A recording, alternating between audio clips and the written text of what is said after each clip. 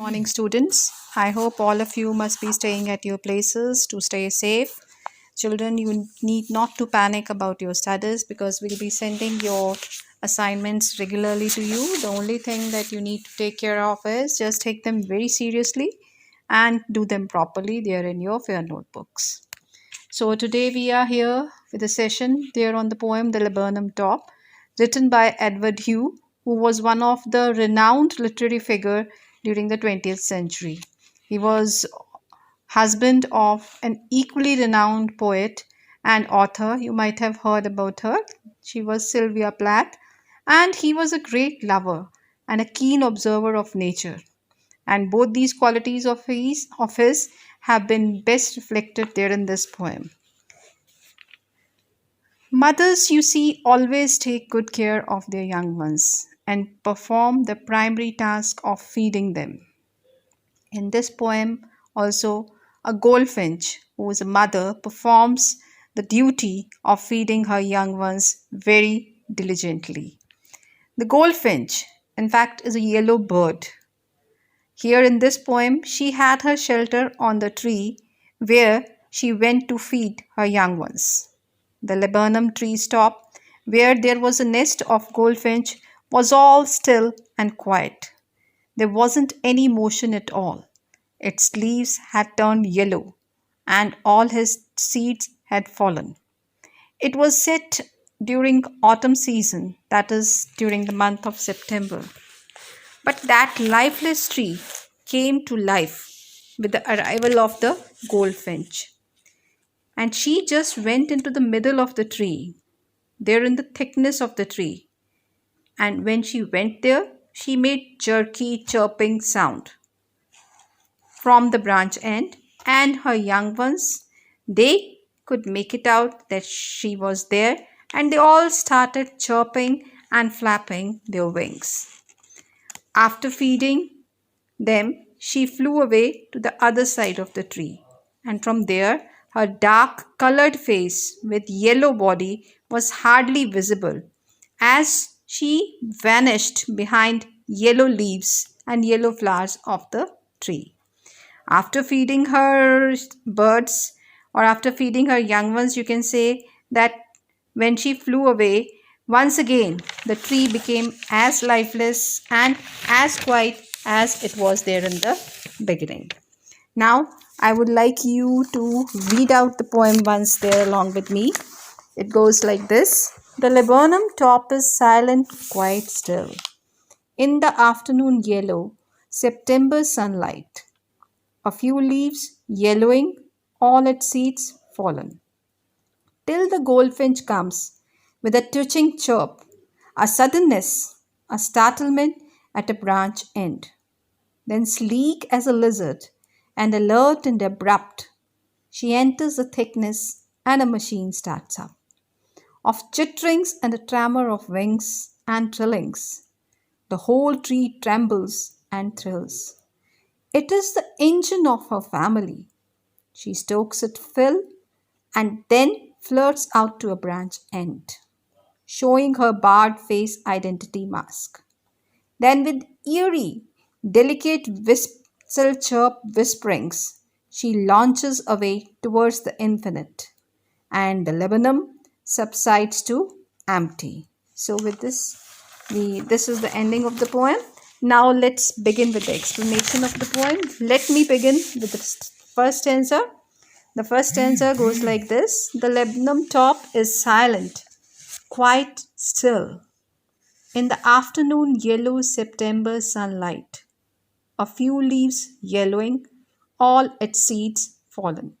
Here the poet is giving us the description of that laburnum tree, whose top is quiet, means silent, means there wasn't any motion at all. It was all quiet. There wasn't, and he says quite still. Quite still means there wasn't any movement. Silent here means that there wasn't any noise.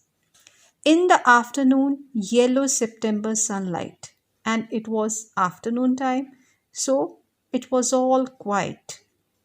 And it was set during the month of September, means it was the autumn season going on.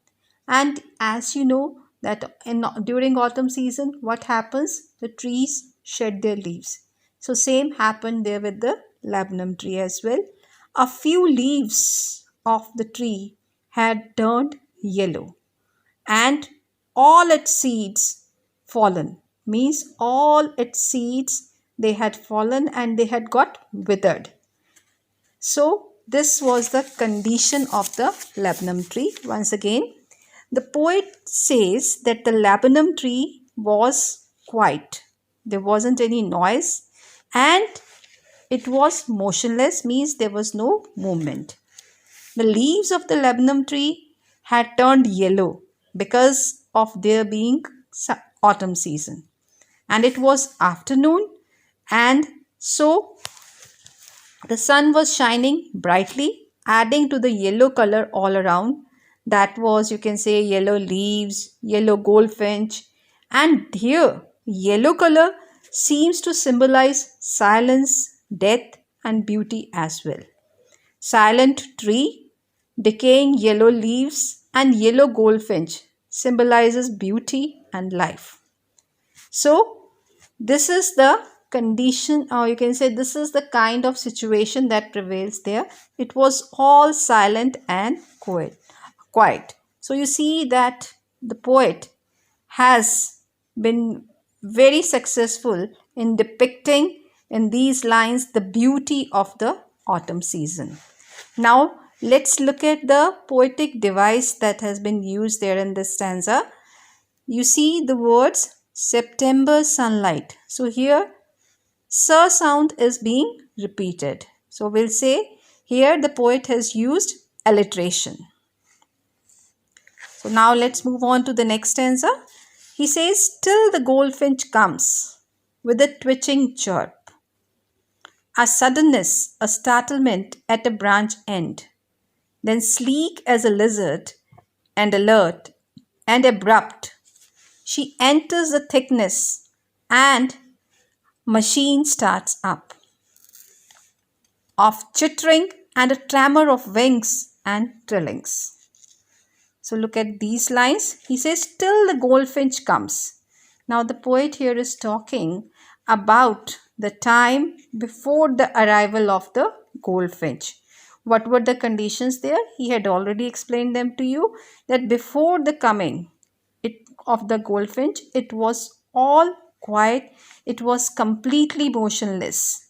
But when she came, what happened? She came, you can say, and she broke the silence there. She came there all of a sudden, making a twitching chirp. A suddenness, a startlement at a branch end. Means she startled everyone. Her arrival was a kind of surprise. Then he says, then sleek as a lizard. She was as glassy as a lizard. She was as alert as a lizard. Her movements were as abrupt as lizard. She enters the thickness, means she enters there in the middle of the tree, and a machine starts up. And when she came, what happened? The poet felt as if the machine had started. And here, what is being referred to as machine? The tree has been referred to as machine. Of chitterings and tremor of wings and trillings. With the coming of the goldfinch, what happened? There were noises of chitterings, then there was tremor of wings, and there were trillings.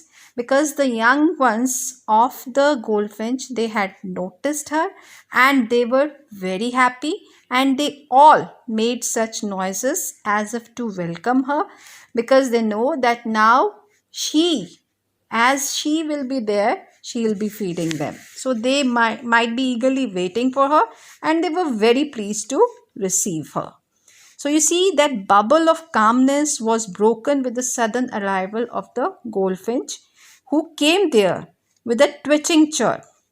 Here the poet has compared the bird to a lizard and had used simile, because you see that he has used the word as for comparing two things which otherwise seem to be quite different. He said that the bird came all of a sudden. Her movements were abrupt, and at the same time she was alert. As you see, that if at all you watch the lizards keenly, and you might be carrying an impression that you are not being noticed, but once you try to get closer to them, they will very abruptly change their position to ensure their safety. So here also the movements of the goldfinch were quite alert and abrupt. Her young ones noticed her arrival and welcomed her with chitterings, chattering noise and trillings. So this was chitterings here means chattering noise, and trillings means confused noise. Their flapping of the wings also caused vibration, and the tree appeared to be shaking. So there was a kind of, you can say, a transition. The tree, which was otherwise very quiet and there was no motion at all, it all of a sudden started shaking. There was a feeling of, you can say, tremble over there, and the scene to changed altogether. Now let's talk about the poetic devices used in this very stanza. The poet has used onomatopoeia. What is it? It is naming of something with a sound where the sound itself suggests the things. So the words like chitterings and trillings significantly express the kind of noise being produced.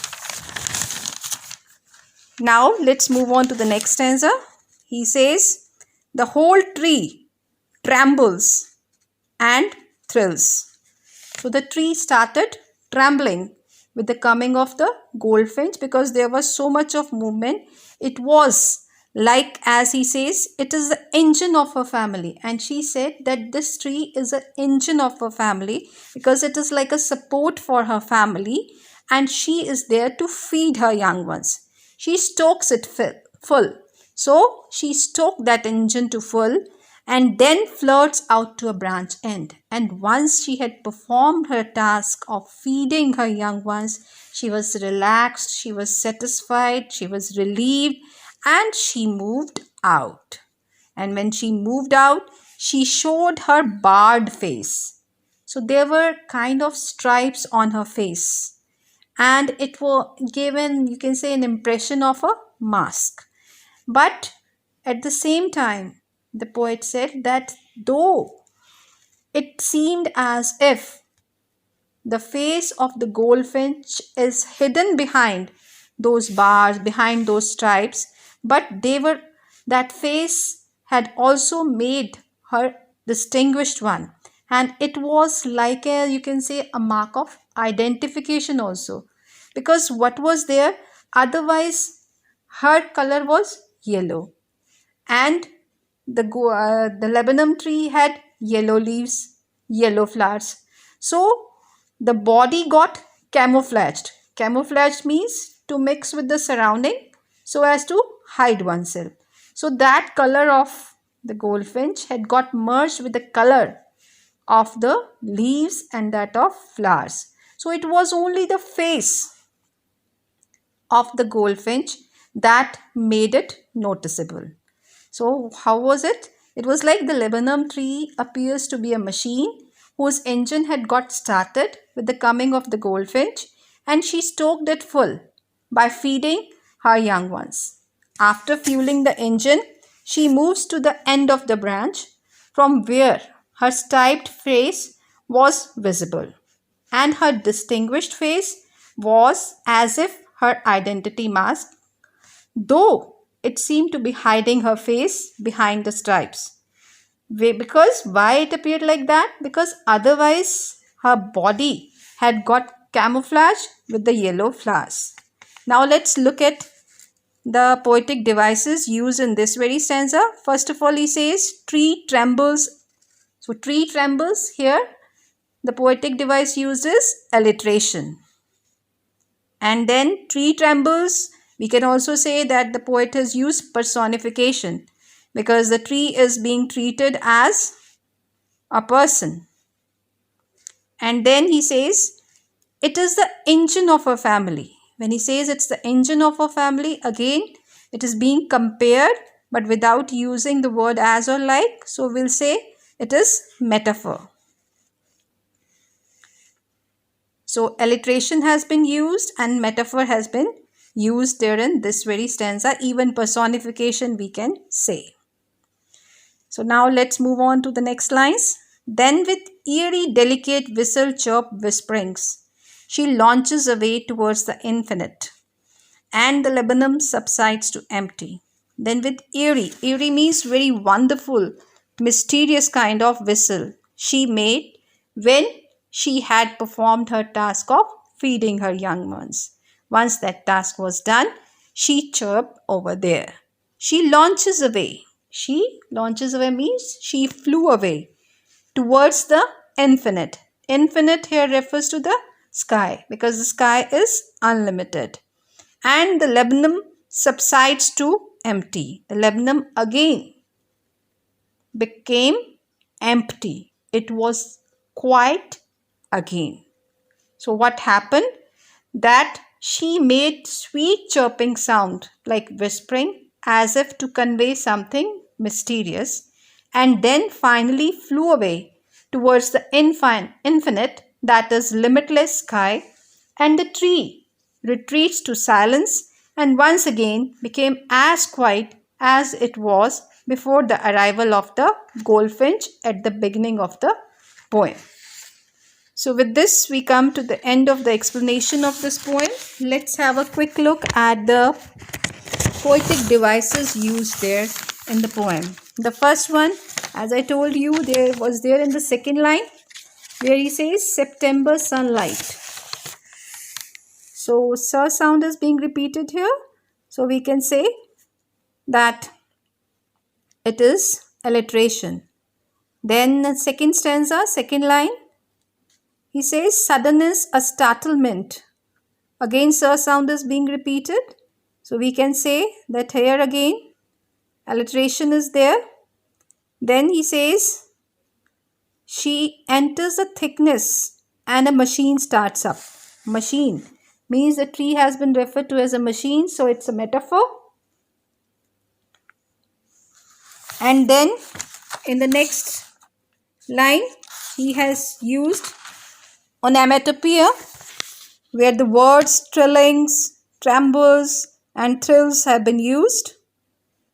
In the very next line, he said it's the engine of her family. Engine here again is a metaphor.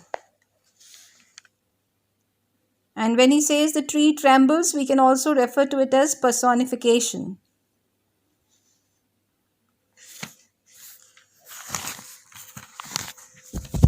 So personification is there, metaphor is there, simile is there, onomatopoeia is there. So these are the poetic devices that have been used. I think you all must have been able to understand the poem. Still, if you have any doubts, I'll take a session tomorrow and we will discuss the doubts. And children, now all of you are required to try to attempt the in-text questions. Besides, I'll also send you an assignment based on that, which all of you will try to attempt. Well, I wish all of you should stay home and stay safe. Thank you, children.